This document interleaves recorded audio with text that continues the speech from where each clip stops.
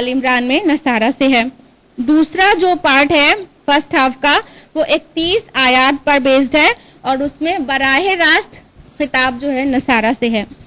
اور یہ جو اس کا اکثر بیشتر حصہ تو جنگ احد کے بعد نازل ہوا، لیکن یہ والا جو پارٹ ہے 31 آیات والا یہ 9 ہجری میں نازل ہوا ہے. اور ابھی ہم نے آپ کو بتایا تھا کہ سورہ بقرہ کا جو سود والا رکوع ہے وہ بھی 9 ہجری میں نازل ہوا تھا. تو یہ دونوں کی جو زوجیت ہے، جو جوڑا ہے وہ بتا رہے ہیں. اور جو تھرڈ پارٹ ہے، سیکنڈ ہاف کا تھرڈ پارٹ آل عمران کے، وہ 38 آیات پر مبنی ہے. بہت اہم، بہت جامع ہے. جس طرح بقرہ کے نصف اول کا آخری حصہ یعنی 15ویں سے 18ویں رکوع پر مشتمل جو تھا پارٹ، اس میں ابراہیم علیہ السلام، خانہ کعبہ اور تحویل قبلہ کا ذکر تھا، اسی طرح سورہ آل عمران میں بھی یہی موضوع ڈسکس ہوا ہے تیسرے پارٹ میں سیکنڈ ہاف کے. اور بقرہ اور آل عمران دونوں کا نصف ثانی یا ایھا الذین آمنوا سے شروع ہوتا ہے. بقرہ میں آیت نمبر 153 اور آل عمران میں آیت نمبر 102. اور پھر جو سیکنڈ ہاف ہے سورہ آل عمران کا، وہ اس میں 2 رکوع میں خطاب زیادہ تر مسلمانوں سے ہے، پہلے 2 رکوعوں میں. اس کے بعد 6 رکوع ایسے ہیں جو غزوہ احد کے حالات پر بیسڈ ہیں اور ان میں 60 آیات ہیں.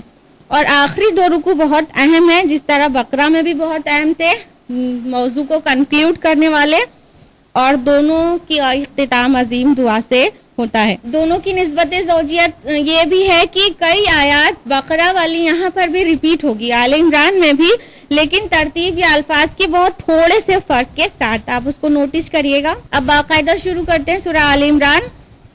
سورہ آل عمران کا پہلا رکوع جو آیت نمبر 1 سے 9 پر بیسڈ ہے.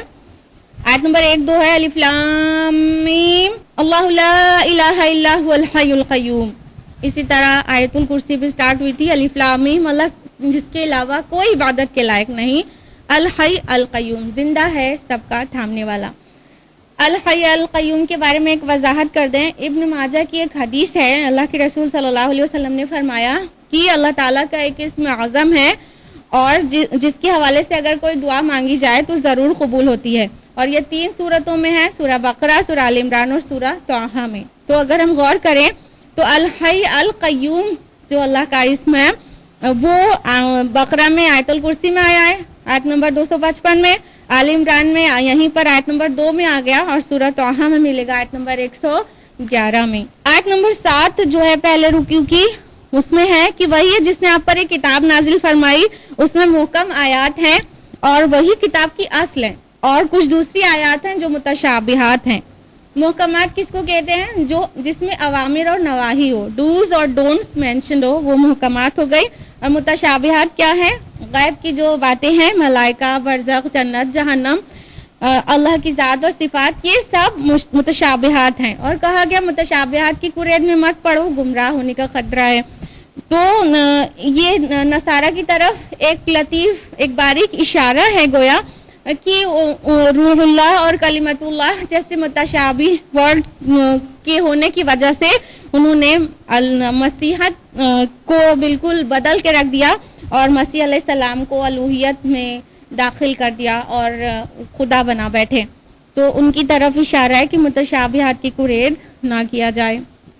آیت نمبر 8 ہے، پیاری سی دعا ہے، ربنا لا تزغ قلوبنا بعد اذ ہدیتنا وہب لنا من لدنک رحمہ، کہ اے ہمارے رب تو ہمارے دلوں میں کجی نہ پیدا کر اس کے بعد کہ تو ہمیں ہدایت دے چکا ہے، اور ہمیں اپنے خاص خزانے فضل سے رحمت عطا فرما، یقیناً تو ہی سب کچھ دینے والا ہے. تو اللہ تعالیٰ نے پیاری سی دعا سکھا دی کہ ایمان لانے کے بعد پھر کجی نہ پیدا ہو جائے، اس کے لیے اس طرح کی دعا کرتے رہنا چاہیے. آل عمران کا دوسرا رکوع جو آیات 10 سے لے کے 20 تک پہ بیسڈ ہے، اور آیات 10 سے 32 تک کا پس منظر بتا دیں کہ ایک خاص واقعہ تھا جو غزوہ بدر کے بعد پیش آیا، کہ غزوہ بدر کی شاندار جیت کے بعد مسلمانوں کو بہت ان کا کانفیڈنس بڑھا ہوا تھا، اتنی زبردست فتح ملی تھی. تو اللہ کے رسول اور مسلمان کئی صحابی گزر رہے تھے راستے سے، یہود کے قبیلے بنو قینقاع کے پاس سے گزرے. تو بنو قینقاع نے بڑے گستاخانہ انداز میں کہا کہ بدر کی فتح سے دھوکہ نہ کھا جانا، اگر ہم سے مقابلے کی نوبت آئی نا تو ہم چھٹی کا دودھ یاد دلا دیں گے. تو اس بات پہ یہ آیات نازل ہوئی ہیں جو آپ کے سامنے آنے والی ہیں. اور ان آیات میں یہود کو سخت تنقید اور وعید کی گئی ہے. آیت نمبر 10 ہے، یقیناً جن لوگوں نے کفر کی روش اختیار کی ہرگز نہ بچا سکیں گے ان کے مال اور نہ ان کی اولاد اللہ سے کچھ بھی.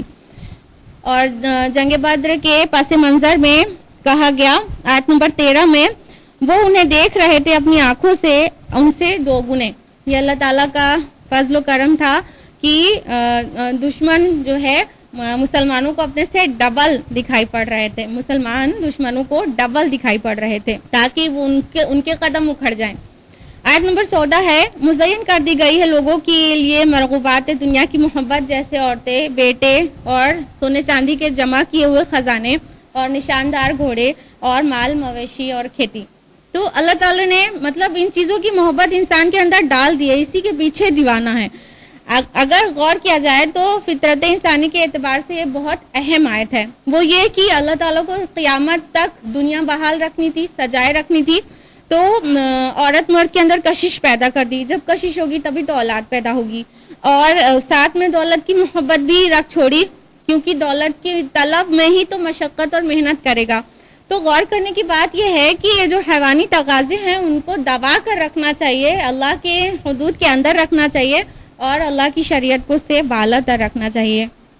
آیت نمبر 16 میں ایک اور پیاری سی دعا ہے اور آیت نمبر 19 میں ایک اعلان عام ہے، ان الدین عند اللہ الاسلام، کہ اللہ کے نزدیک دین صرف اسلام ہے. رکو نمبر 3 جو کہ آیات 21 سے 30 پر بیسڈ ہے، اس میں آیت نمبر 24 ہے کہ یہود کی ڈھٹائی کا جو اصل سبب تھا وہ ان کے من گڑت خیالات تھے. تو اے مسلمانوں تم بھی من گڑت باتیں نہ پیدا کرو، آج تو پیدا ہو ہی گئی ہیں. یہ کہتے ہیں کہ ہم تو جہنم کی آگ ہم کو چھو نہیں سکتی مگر گنتی کے چند دن. آج یہی سب شفاعت کے واسطے فنڈے امت محمد صلی اللہ علیہ وسلم بھی گڑھے بیٹھی ہے. آیت نمبر 26 اور 27 میں ہے کہ کل کی کل بادشاہت اللہ تعالیٰ کے ہاتھ میں، کل خیر کا فیضان اس کے پاس ہے، اپنے منہ بڑ بولا پن کرنے سے کچھ فائدہ نہیں ہے. آیت نمبر 28 ہے کہ اہل ایمان کافروں کو اپنے اولیاء اور اپنے دوست نہ بناؤ ایمان والوں کو چھوڑ کر. اولیاء کہتے ہیں قلبی دوست کو، رازدار کو. تو منع کیا گیا ہے ان کو رازدار نہ بناؤ، وہ تو تمہارے دشمن ہیں، وہ اللہ تعالیٰ پر حقیقی ایمان نہیں رکھتے اور رسول پر ایمان نہیں لائے. تم ان سے دل کیسے ملا سکتے ہو؟ تم ان کو اپنا رازدار کیسے بنا سکتے ہو؟ اور بناؤ گے تو دھوکہ کھاؤ گے اور پھر پریشان ہوگے. رکو نمبر 4 جو کہ آیات 31 سے 41 تک ہے. آیت نمبر 31 بہت معروف ہے آپ سب کے لیے. قل ان کنتم تحبون اللہ فاتبعونی یحببکم اللہ، کہ اے نبی ان سے کہہ دیجئے کہ کیا تم اللہ سے محبت کرتے ہو، فاتبعونی تو میری اتباع کرو، یحببکم اللہ اللہ بھی تم سے محبت کرنے لگے گا، ویغفر لکم ذنوبکم اور تمہارے گناہوں کو معاف کرے گا، واللہ غفور الرحیم اور اللہ معاف کرنے والا اور رحم کرنے والا ہے. یہاں پہ نبی کی اتباع کی تاکید کی گئی ہے. آیت نمبر 32 ہے قل اطیعوا اللہ والرسول، کہہ دیجئے کہ اطاعت کرو اللہ کی اور اس کے رسول کی. فإن تولوا فإن اللہ لا يحب الکافرین، اگر وہ منہ موڑ لیں تو اللہ کو ایسے کافر بالکل پسند نہیں. تو آیت نمبر 32 میں اطاعت کی اہمیت بتائی گئی ہے کہ اللہ اور رسول کی اطاعت جو نہیں کرے گا وہ کافر ہے. جس نے نہیں کیا اس کو کیا کہا جا رہا ہے؟ اللہ کو ایسے کافر بالکل پسند نہیں. تو آیت نمبر 31 اور 32 میں پتہ چل گیا اطاعت اور اتباع کی اہمیت. دونوں میں تھوڑا سا ڈفرینس ہے. اطاعت ان چیزوں کی ہوتی ہے جس کا حکم دیا جائے اور اتباع ان چیزوں کی ہوتی ہے جس کا حکم دیا بھی نہیں گیا، بس دیکھ کے کاپی کیا جائے. اور اس کے ساتھ ہی سورہ آل عمران کے نصف اول کا پہلا حصہ مکمل ہوا. جیسا کہ ہم نے بتایا تھا فرسٹ ہاف کا جو فرسٹ پارٹ ہے وہ 32 آیات پر مشتمل ہے، اور اب نصف اول کا دوسرا حصہ جو کہ 31 آیات پر مشتمل ہے شروع ہو رہا ہے. اور خطاب براہ راست نصارہ سے ہے، اور نصارہ کو یہ واضح کیا گیا ہے کہ یہ جو تم عیسیٰ کو معبود بنا کر بیٹھے ہو اور ٹرینٹی کا جو عقیدہ گڑھ لیا یہ سب باطل ہے، حقیقت تو یہ نہیں ہے. آیت نمبر 35 سے 37 میں حضرت مریم کی ولادت کا ذکر ہے کہ ان کی ماں نے ان کے لیے دعا کی تھی، پھر ان کو ہیکل سلیمانی کے لیے خاص کر دیا تھا، اور ان کی کفالت زکریا علیہ السلام نے کی تھی. تو اس طرح آیت نمبر 35 سے 37 ہے، یہاں تک کہ زکریا علیہ السلام حضرت مریم کے پاس آتے ہیں اور ان کے پاس بے موسم پھل دیکھتے ہیں، تو پوچھتے ہیں کہ یہ تمہارے پاس کہاں سے آتا ہے؟ تو حضرت مریم فرماتی ہیں کہ ہوا من عند اللہ، یہ اللہ کے پاس سے آتا ہے. ان اللہ یرزق من یشاء بغیر حساب، اور اللہ جسے چاہتا ہے بغیر حساب رزق دیتا ہے.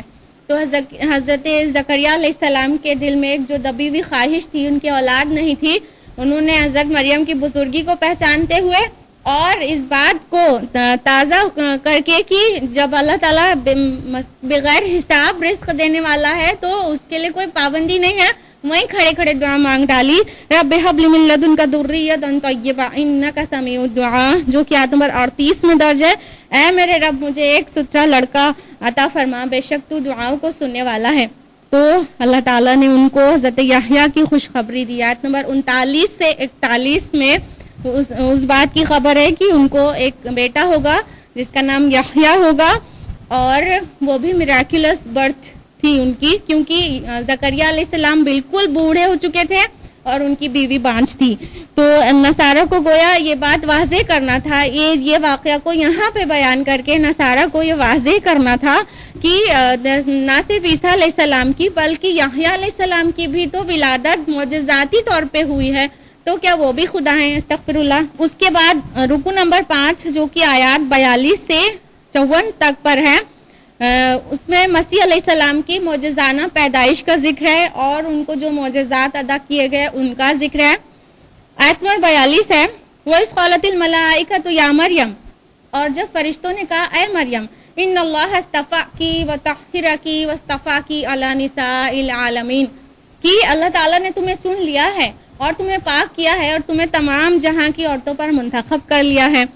آیت نمبر 45 ہے، وَإِذْ قَالَتِ الْمَلَائِكَةُ يَا مَرْيَمْ، اور جب فرشتوں نے کہا اے مریم، ان اللہ یبشرکی بکلمۃ منہ، اللہ تعالیٰ تم کو خوشخبری دیتا ہے ایک کلمے کی اپنی طرف سے، اسمہ المسیح عیسیٰ ابن مریم، اس کا نام مسیح عیسیٰ ابن مریم ہوگا. تو آیت نمبر 47 میں حضرت مریم نے فرمایا قالت رب انا یکون لی ولد، کہا کہ اے رب مجھے بیٹا کیسے ہوگا، ولم یمسسنی بشر، مجھے کسی بشر نے ہاتھ نہیں لگایا. قال کذلک اللہ یخلق ما یشاء، تو کہا ایسے ہی اللہ تعالیٰ جو چاہتا ہے پیدا کرتا ہے. آیت نمبر 48 اور 49 میں ہے کہ اللہ تعالیٰ نے اس کو وہ سکھائے گا تورات، انجیل اور کتاب اور حکمت بھی، یعنی عیسیٰ ابن مریم کو اللہ تعالیٰ نے کتاب دی اور حکمت سکھائی اور بہت سارے معجزات عطا کیے. اس کے بعد جب عیسیٰ علیہ السلام کو ظہور نبوت ہو گیا، وہ تو گویا بچپن سے ہی ہو گیا تھا، تو جب یہود کو دعوت دی تو انہوں نے شدت اختیار کر لی اور ان کو عیسیٰ علیہ السلام کو پریشان کرنے لگے، جیسا کہ سبھی نبیوں کے ساتھ ہوا ہے. تو عیسیٰ علیہ السلام نے پکارا، آیت نمبر 52 میں ہے، من انصاری اللہ، کون ہے جو اللہ کی راہ میں میری مدد کرے. تو قال الحواریون نحن انصار اللہ، تو حواریوں نے کہا ہم ہیں اللہ کی راہ میں آپ کے مددگار، ہم ہیں اللہ کے مددگار. اور اس کے بعد آیت نمبر 53 میں پیاری سی دعا ہے. آیت نمبر 54 ہے، وَمَكَرُوا وَمَكَرَ اللَّهُ وَاللَّهُ خَيْرُ الْمَاكِرِينَ، اور انہوں نے بھی تدبیریں کی اور اللہ نے بھی تدبیریں کی، اور اللہ تدبیریں کرنے میں سب سے آگے، سب سے بہتر ہے. اب اس کانٹیکسٹ میں اگر دیکھیں تو وہ کون سی تدبیریں، وہ کون سی مکر تھی جو یہود نے کی تھی. تو ایکچولی علماء یہود چالیں چل رہے تھے، تدبیریں کر رہے تھے، پلاننگز کر رہے تھے کہ کس طرح عیسیٰ علیہ السلام کو مرتد قرار دے دیا جائے تاکہ واجب القتل ہو جائیں اور ان کو قتل کیا جائے، گرفتاری کا ان کو کوئی موقع ہاتھ آ جائے. اسی پوائنٹ پہ وہ پلاننگز کر رہے تھے. تو اللہ تعالیٰ نے بھی پلاننگ کر ڈالی، اور اللہ کی پلاننگ کیا ہے وہ قرآن حدیث میں بہت کلیئر تو نہیں ہے، لیکن انجیل برناباس جو ہے، ایونجیلیم برنابے، جو پوپ کی لائبریری سے صدیوں بعد برآمد ہوئی ہے، اس میں جو تفصیلات ملتی ہے اللہ کی پلاننگز کی، وہ عین قرآن پہ فٹ ہوتی ہے. کیا ہوا تھا کہ عیسیٰ علیہ السلام کے ڈسیپلز میں سے، ان کے حواریوں میں سے ایک حواری تھا یہودا نام کا، جس نے غداری کی اور یہود نے اس کو رشوت دے کر خرید لیا کہ وہ عیسیٰ علیہ السلام کی مخبری کریں. عیسیٰ علیہ السلام ایک باغ میں روپوش ایک اس کے اندر کی ایک کوٹری میں اللہ کی عبادت میں کھڑے تھے. تبھی وہ غدار سپاہیوں کو لے کر وہاں آتا ہے اور وہ سپاہی رومی تھے اور وہ عیسیٰ علیہ السلام کو پہچانتے نہیں تھے. تو اس غدار نے کہا کہ جب میں اندر جاؤں گا اور جس شخص کو کہوں گا اے میرے استاد تم اسے پکڑ لینا. تو جب وہ کوٹری کے اندر داخل ہوا تو چھٹ پھٹی 4 فرشتے نازل ہوئے, عیسیٰ علیہ السلام کو لے کر آسمان میں چلے گئے اور وہ جو یہودا تھا اس کی شکل عیسیٰ علیہ السلام کی اللہ تعالیٰ نے بنا دی. اور وہ جب بالکل ہوش باختہ باہر نکلا تو دوسرے حواریوں نے کہا اے میرے استاد اے میرے استاد, اور بس رومن سپاہیوں نے اس پر قابو کر لیا, اسے پکڑ کر لے گئے اور اسی کو سولی چڑھایا گیا. ہم سب کو معلوم ہے عیسیٰ علیہ السلام کو تو اللہ تعالیٰ نے زندہ اٹھا لیا. تو یہ ان کا پلان تھا اور یہ اللہ کا پلان تھا. مکر و مکر اللہ واللہ خیر الماکرین. رکو نمبر 6 جو کہ آیات 55 سے 63 پر بیسڈ ہے, اس میں آیت نمبر 59 میں ہے ان مثل عیسیٰ عند اللہ کمثل آدم, کہ بے شک عیسیٰ کی مثال اللہ کے نزدیک آدم جیسی ہے. اس کو مٹی سے بنایا پھر کہا ہو جا تو وہ ہو گیا. یعنی عیسیٰ علیہ السلام کو بغیر والد کے پیدا کیا گیا تھا اور آدم علیہ السلام کو بغیر والد اور والدہ کے پیدا کیا گیا. تو یہ آدم علیہ السلام کی مثال بھی اس لیے یہاں پہ دی جا رہی ہے اس حکمت سے کہ عیسیٰ علیہ السلام کو بغیر والد کے پیدا کر دیا گیا, اللہ کی روح تھی تو اس کو اللہ کا بیٹا کہہ دیا. تو آدم علیہ السلام کیا تھے پھر, کیا نعوذ باللہ ان سے بڑے خدا تھے, استغفر اللہ. تو یہ نصارہ کو یہ تاکید کی جا رہی ہے کہ میراکولس برتھ خالی عیسیٰ علیہ السلام کی نہیں تھی, اس سے بڑی میراکولس برتھ تو معجزاتی زندگی تو حضرت آدم کو اللہ تعالیٰ نے نصیب کی. اس کے بعد آیت نمبر 61 ہے, یہ آیت مباہلہ ہے. اس کا جو کانٹیکس ہے وہ یہ کہ نجران سے نصارہ کے 70 افراد پر مشتمل ایک وفد آیا تھا, جس میں ابو حارثہ اور ابن علقمہ جیسے بڑے بڑے پادری بھی تھے. اور کئی دنوں تک اللہ کے رسول نے ان کو تذکیر کی, ان کی تفہیم کی, لیکن مانے نہیں, وہ ایمان نہیں لائے. پھر آخر میں آپ کو کہا گیا کہ اب مباہلہ کریں ان سے. تو یہ آیت نازل ہوئی آیت نمبر 61 میں کہ بس آپ کہہ دیجئے آؤ ہم بلاتے ہیں اپنے بیٹوں کو, تم بلا لو اپنے بیٹوں کو, اور ہم اپنی عورتوں کو اور تم بلا لو اپنی عورتوں کو, اور ہم بھی آ جاتے ہیں اور تم بھی آ جاؤ. ہم سب مل کر دعا کرتے ہیں اور لعنت کرتے ہیں اس شخص پر جو جھوٹا ہو, اللہ کی لعنت کرتے ہیں. تو یہی مباہلہ کہلاتا ہے کہ فریقین مل کر اللہ کی لعنت کرے جھوٹے پر. تو اس طرح جب مباہلہ کی ان کو دعوت دی گئی تو ہرگز قبول نہیں کیا, کیونکہ وہ دل سے مان گئے تھے اور ان کو سمجھ میں آتا تھا کہ اللہ کے سچے نبی ہیں, لیکن زبان سے اقرار نہیں کر رہے تھے, وہ ضد پر اڑ گئے تھے. تو مباہلہ کی دعوت انہوں نے قبول نہیں کی. پھر سالانہ جزیہ دینا انہوں نے قبول کر لیا اور صلح کر کے واپس چلے گئے. یہاں پر نصف اول کا دوسرا حصہ مکمل ہوا, یعنی 32 پر پہلا حصہ 32 آیات پر اور 31 آیات پر دوسرا حصہ, اس طرح 63 آیات پر دوسرا حصہ بھی مکمل ہوا. اس کے بعد رکوع نمبر 7 ہے جس میں آیات 64 سے لے کے 71 تک ہیں, اور یہ آل عمران کا نصف اول کا تیسرا حصہ ہے جو 38 آیات پر بیسڈ ہے, آیت نمبر 64 سے لے کے 101 تک. اور یہ بالکل سورہ بقرہ کے نصف اول کے تیسرے حصے کے مشابہ ہے, یعنی 15 سے 18ویں رکوع تک, جس میں ابراہیم علیہ السلام کا ذکر ہے, بیت اللہ کا ذکر ہے, اہل کتاب کو دعوت ہے اور تحویل قبلہ کا واقعہ ہے. تو آیت نمبر 64 ہے قل یا اہل الکتاب, کہو اہل کتاب سے تعالوا الی کلمۃ سواء بیننا و بینکم, آؤ اس بات کی طرف جو ہم میں اور تم میں یکساں ہے. اور کون سی یکساں بات کی طرف سب سے پہلے بلایا گیا, اللہ نعبد الا اللہ, کہ ہم اللہ کے علاوہ کسی اور کی عبادت نہ کریں, ولا نشرک بہ شیئا, اور اس کے ساتھ کسی چیز کو شریک نہ بنائیں, ولا یتخذ بعضنا بعضا اربابا من دون اللہ, ہم اللہ کو چھوڑ کر آپس میں ایک دوسرے کو رب نہ ٹھہرا لیں. تو اہل کتاب کو اس حکمت سے دعوت دینے کو کہا سملیرٹی کی طرف آؤ, تمہارے پاس بھی یہ ثبوت ہے کہ اللہ ایک ہے, ہم آپس میں ایک دوسرے کو رب نہ بنا لیں. اور نصارہ نے آپس میں, یہود نے کس کو رب بنا لیا تھا. سورہ توبہ کی آیت نمبر 31 ہے کہ انہوں نے اپنے احبار اور رہبان کو رب ٹھہرا لیا ہے, کیونکہ ان کے احبار اور رہبان جو کہتے تھے اسی پر وہ حلال و حرام اسی کو سمجھتے تھے. اس کے بعد آیت نمبر 65 میں ہے کہ اہل کتاب ابراہیم کے بارے میں کیوں جھگڑتے ہو, حالانکہ تورات اور انجیل تو اس کے بعد نازل ہوئی.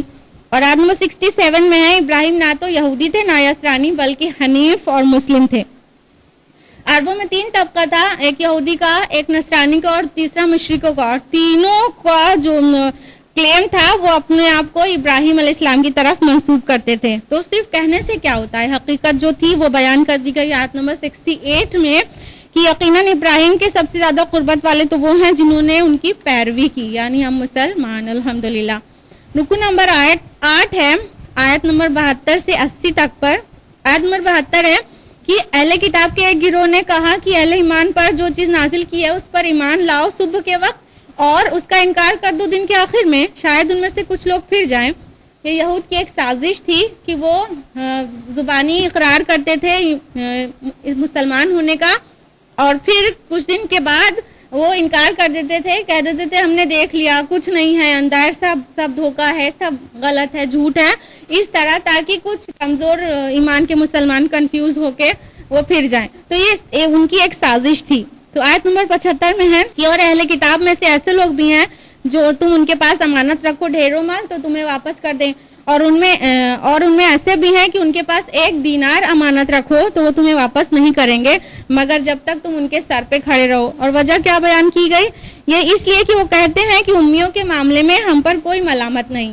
وہ جو بھی غیر یہودی ہوتا اسے جینٹائلز کہتے، ان سے امی کہتے اور اسے گویا انسان نما حیوان سمجھتے، اور اپنی تورات پر عمل کرنے کے بجائے انہوں نے اصل کتاب اپنی تالمود کو بنا لیا ہے. اور تالمود میں یہ چیز لکھی ہوئی ہے کہ غیر یہودی جھوٹ بولنا، اس کا مال ہڑپ کر لینا، اسے دھوکہ دینا کچھ بھی گناہ کی بات نہیں ہے، وہ جائز ہے کیونکہ وہ انسانی نہیں ہے، گویا جینٹائلز ہیں، وہ بالکل حیوان ہیں.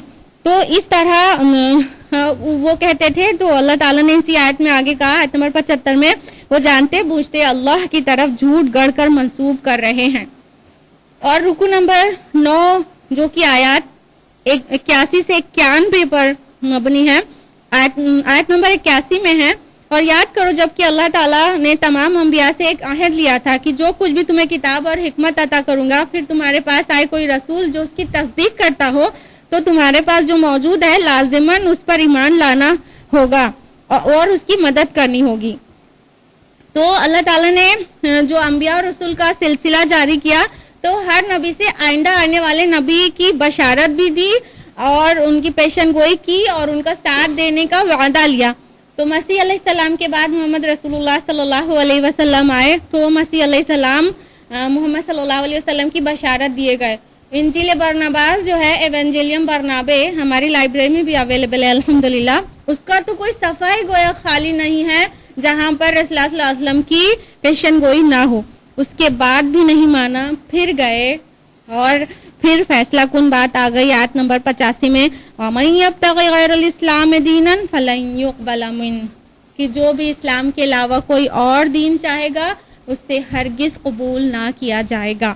یہ تھا پارہ نمبر 3 کا خلاصہ. آج کے لیے اتنا ہی. ربنا تقبل منا انک انت السمیع العلیم. جزاکم اللہ خیرا والسلام علیکم ورحمۃ اللہ وبرکاتہ.